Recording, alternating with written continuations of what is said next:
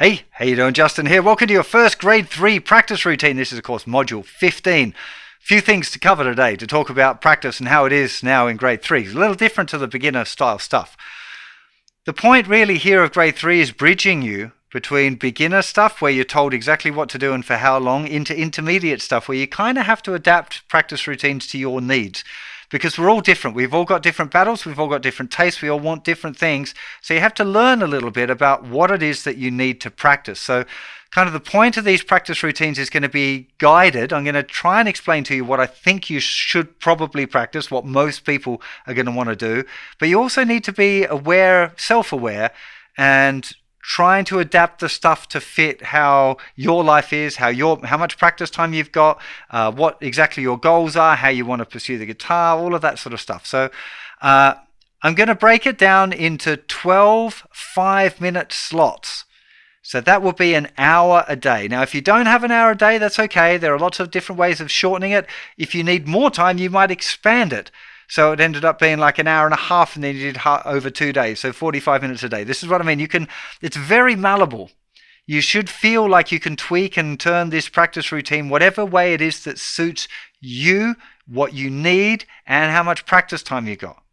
Okay, it's really important, okay? And do remember as well that you should be equaling your set practice time with fun, doing just whatever you want on guitar. So if you've got time to do my full 1 hour session, then you need a full 1 hour of just mucking around on the guitar. That's quite a lot. I don't even get 2 hours practice in a day. I wish I did. Okay? So stay aware of that. Don't lose the fun part of the guitar. Probably a good thing to be doing would be like a half an hour of set practice and then a half an hour of fun practice every day. That would be an awesome amount for anyone learning guitar. Okay? An hour a day is quite a hefty chunk. If you don't get that and you get 15 minutes, then break it up even more. Figure out what's going to work for you. Okay, really important. So, the things that I would recommend on my list of 12 5-minute slots, but we're going to talk about how that gets tweaked a little bit more later as well. The first one would be technique stuff, which gets assigned 2 slots. Now, the first one's almost certainly going to be the finger gym, which we've just started. So, I'd recommend that you're doing that for a little while. But the second slot I'm leaving open because you know what technical stuff you need to work on. Could be chord changes. It could be finger stretching. It could be strumming, mechanics of strumming. Any of the kind of physical stuff that you have to do. It's like guitar gym kind of thing. Like what are the weak muscles? What do you need to actually be able to do? This could be string bending later on. Picking out notes individually or whatever it is. Whatever technical stuff you need to do. You got 2 slots. One of them's probably going to be finger gym. The other one, we'll see. As we go through this grade, you're going to find that there's probably more technical exercises that you've got, so you have to pick and choose between them. We'll talk about how to handle that one a little later on as well. But you've got 2 5-minute slots for technique. Then you've got 2 5-minute slots for knowledge. Now, one of those 5-minute slots is going to be exploring your D shape and how to, exploring lifting different fingers off and getting jiggy with all of that sort of stuff. Try it in some practical things as well, but just basically experimenting for 5 minutes. Try the chord, lift up the different fingers, see where it works, see what sounds, write down any that you find that are particularly cool, but that's the gig, exploring the D shape. The other one, probably going to be music theory, the other 5-minute slot. But again, you might find that 5-minute slot you're better off doing once a week. Okay, so doing like a half an hour once a week rather than doing 6 5-minute slots during the week. Okay, feel free to tweak it like that. Definitely with transcribing, I would recommend you with the ear training part, that I'd recommend that you're doing that in one sitting rather than every week. So this is where I'm talking about it being flexible and seeing how you can fix the routine to fit your lifestyle and your choices. But 2 slots for knowledge, almost certainly one is going to be exploring the D shape and the other one is going to be some sort of theory thing. If you're really hip with your theory, if you just suddenly had you broke your arm and you couldn't do anything but music theory and you ended up doing like my whole theory course, you're like, dude, I've got that down. Pick something else. Could be learning other new chords. It could be learning scales. There's so much stuff to know. Okay, knowledge section, 2 slots.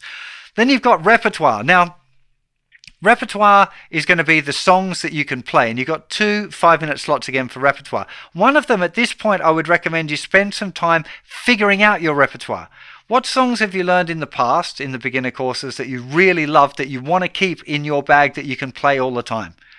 Okay, it's really, really important that you think about your repertoire. What songs are there that you want to play? What songs would you really love to be able to play? What songs are going to help you on your way on the guitar? Okay, think about your repertoire a little bit. I think it's a big deal. And I would also include in that repertoire some duet work. Okay, so we've talked about the capo for two. If you can find yourself a jam buddy to practice with, please do it. It accelerates your learning so much if you can play with another musician. Okay, it's especially with all of this crazy pandemic stuff going on right now.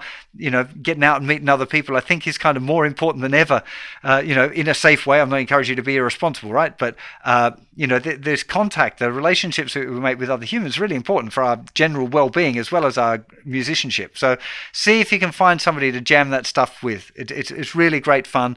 So if not, then maybe have a work on either recording yourself playing one part just with your phone and camera to do, and then play along using the capo with a different part. Or you can use the video that the play along with me in the video lesson on that duet stuff. That would work as well. Next up, we've got the section I call time. Now, this is about time and rhythm and strumming and feel and all of that sort of stuff. And there's two things that I think you'd really, really love you to have a go at doing this time. The first one is practicing strumming, focusing on the feeling. It's something we talked about before in the earlier beginner grades. But just 5 minutes on any chord progression that you like, but really focusing on making it feel good, feel comfortable, relaxed, natural, just going through and playing the song. Okay, just playing the song, playing the rhythm. You don't need any chords, just doing that muted strumming thing. So you're literally just strumming with your fingers, muting all of the strings. Really, really good practice. Okay, it's one of those things that doesn't feel like it, or doesn't seem as beneficial straight away. Like when you learn some other stuff, you don't know it, and then you spend 5 minutes learning it, and then you can do it, and it's a very achievable outcome. Whereas the strumming along and trying to make it feel good, there's no way of definitely monitoring your progress. But you will notice that it feels better. The more time you do, strumming, focusing on the feeling, the more likely you are to get that feeling. Okay, to get that nice, natural, relaxed sort of strumming, especially when you pair it with the second one that I'd recommend that you do, at least for this week or a few weeks, would be jamming along with records that have got a great groove. So you're going to find some in the Spotify playlist. There'll be a link below in the lesson text for that. So I'm going to give you a recommended Spotify playlist every week of some great songs to listen to that have got great feels, just new music, things that you should check out, that I think that you should check out. Maybe I'll tune you into some new sounds or new bands that you haven't heard of before. Maybe I'll just reintroduce you to stuff that you already know. Whatever, it doesn't matter. That would be a good starting point to play along. Okay, if you listen to stuff like, especially things like Tom Petty or the band, or there are so many artists that have got great feels that playing along with them. And again, where's my pick gone? Just covering the fingers up and just playing and playing along, not trying to play the chords. Even if you can play the song with the chords, don't play the chords. Time is, and how good your groove and how good your feel is so important. Even if you never learned any fancy bar chords, but you've really focused on your groove and you got your groove great and you feel great, you're going to be a much more enjoyable musician to listen to and to play with than somebody who knows loads of stuff and going to do fancy stuff, but they don't have a good feel. It really, really is very, very important. So don't neglect the time feel stuff, time feel practice. Number 9 and 10 is the ear training or transcribing. So we got 2 slots for that. So it would be 10 minutes a day, 5 days a week probably, or 6 days a week. I would recommend an hour once a week to work on your transcribing, to try and work out a song on your own, or a couple of songs if you happen to get good at it quickly, or you get through one of the tunes faster than you thought. Okay? Really, really, really, really valuable skills. Hopefully you've watched the lesson that I've just done on transcribing, and encourage you to have a go at doing some of this power chord stuff. Really is... Some people are I know some of you are going to be like, I can't do it. It's too difficult. It's too much time. I don't have time for doing that. Okay. But if there was one thing that's going to make you significantly better on guitar, it's probably that. And I know it's probably like, there's lots of times people tell us to do stuff that we know that we should do, but it kind of takes a bit of effort, and therefore we don't usually do it, like exercise or whatever. But I would really, really encourage you to not skip over it. Some of you will. That's okay. Doesn't mean that you can't follow on for the rest of the course. All of the stuff that we're doing is kind of linear that way and linear this way.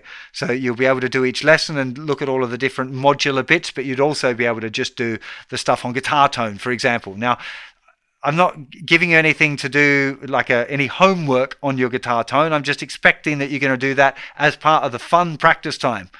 Okay, so those kind of lessons where I'm talking about that, or I'm talking about mindful music meditation sort of things, then that's not going to be in the practice routine. You could put it in if you're struggling to make space for it in another part of your day, then you could put it in the routine, but I would recommend you more just trying to zone out and feel that one as best you can. And yeah, like I said, transcribing once a week for an hour. And the last one will be improv. Now, improv gets 2 slots as well. Now, improvising is something that we covered again in the beginner's course. We're going to be doing more of it through grade 3, but just to revise it, maybe have a bit of a go at revising some of your pentatonic lead stuff or your major scale stuff. Depends on what improvising you've got. And this is one of those ones that's a bit more optional. So if you find improvising like a really beautiful thing that you want to focus on, then do it. If it's not really your jam, if it's not something you see yourself doing, then it's okay to kind of leave that one out a little bit. Again, that might be one that you find easier to do just on one day. So after you've done your transcribing on a Saturday, maybe Sunday you do your improvising and you put on some tracks and jam along with them for an hour or whatever.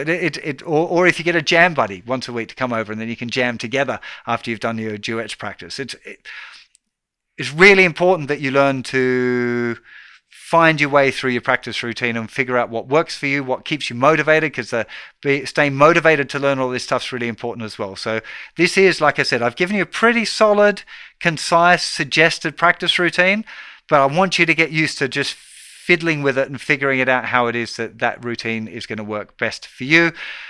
There'll be some additional notes below and a practice routine thing in the resources for you to download and fill out if you want to tick off the boxes, or even better, use my practice assistant, which will keep track of it all for you if you prefer the digital thing. I was always a pen and paper kind of a guy, I must say, but the practice assistant thing I think is amazing. I use it myself for my own practice. I think it's a pretty effective little tool. So really hope you enjoyed this whole thing. Do let me know in the comments as well how you're getting on with this module 15, what you found easy, what you found difficult, what you found really interesting, what you found like, oh man, would you just stop talking so much, whatever. Just let me know. Love your feedback. Constructive criticism is always welcome. So do give this sort of stuff at least a couple of weeks practice, maybe 2, 3, maybe 4 weeks practice. See how you get on. Make sure you fully digest the material before you try and move on to the next course. Hope you have a great time with it, and I'll see you plenty more very soon. You take care. Bye.